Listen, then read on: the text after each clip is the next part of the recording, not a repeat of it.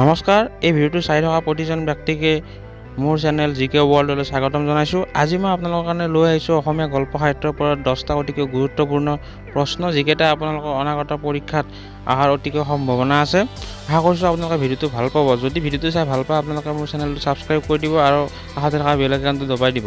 লগতে এই ভিডিঅ'টো লাইক, কমেণ্ট আৰু শ্বেয়াৰ কৰিব, যাতে আপোনালোকৰ লগ বন্ধুৱেও এই ভিডিঅ'টো চাই উপকৃত হ'ব পাৰে। আহক এতিয়া আমি এই ভিডিঅ'টো আৰম্ভ কৰোঁ। তো প্ৰথম কুৱেশ্যনটো হৈছে অসম সাহিত্য সভা কেতিয়া প্ৰতিষ্ঠা কৰা হৈছিল?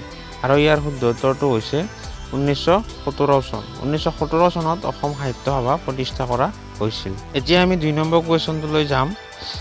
2 নম্বৰ কুৱেশ্যনটো হৈছে কোন বছৰত প্ৰথম অসমীয়া উপন্যাস মিৰি জীয়ৰী প্ৰকাশ পাইছিল? আৰু ইয়াৰ শুদ্ধ উত্তৰ হৈছে 1894 চন। 1894 চনত প্ৰথম অসমীয়া উপন্যাস মিৰি জীয়ৰী প্ৰকাশ পাইছিল। এতিয়া আমি 3 নম্বৰ কুৱেশ্যনটোলৈ যাম। 3 নম্বৰ কুৱেশ্যনটো হৈছে 1984 চনত প্ৰথম ৰাষ্ট্ৰীয় পৰ্যায়ৰ গ্ৰন্থমেলা অসমৰ ক'ত হৈছিল? আৰু ইয়াৰ শুদ্ধ উত্তৰটো হৈছে গুৱাহাটী। গুৱাহাটীত ফাৰ্ষ্ট নেশ্যনেল লেভেলৰ বুক ফেয়াৰ হৈছিলে 1984 চনত। এতিয়া আমি 4 নম্বৰ কুৱেশ্যনটোলৈ যাম। 4 নম্বৰ কুৱেশ্যনটো হৈছে কোনে প্ৰথমে অসমীয়া ভাষা গ্ৰামাৰ লিখিছিল?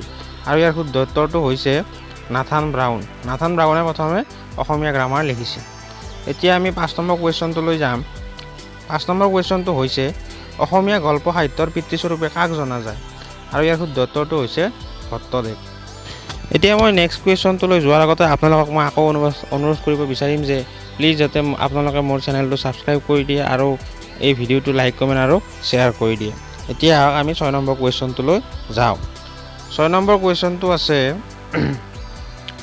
কাক অসমৰ গীতি কবি বুলি জনা যায়?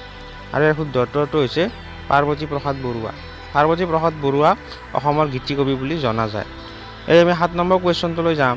7 নম্বৰ কুৱেশ্যনটো হৈছে কোন বছৰত অ মোৰ আপোনাৰ দেশ গীতটি চৰকাৰীভাৱে অসমৰ জাতীয় সংগীত হিচাপে গ্ৰহণ কৰা হৈছিল?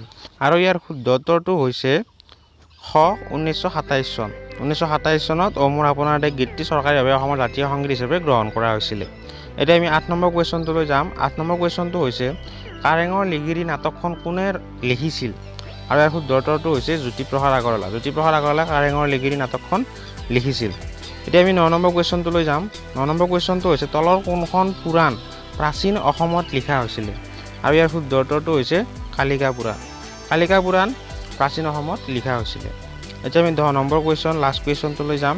লাষ্ট কুৱেশ্যনটো হৈছে সাহিত্য একাডেমী বঁটা লাভ কৰা প্ৰথমখন কিতাপ কি? আৰু ইয়াৰ উত্তৰটো হৈছে বনফুল।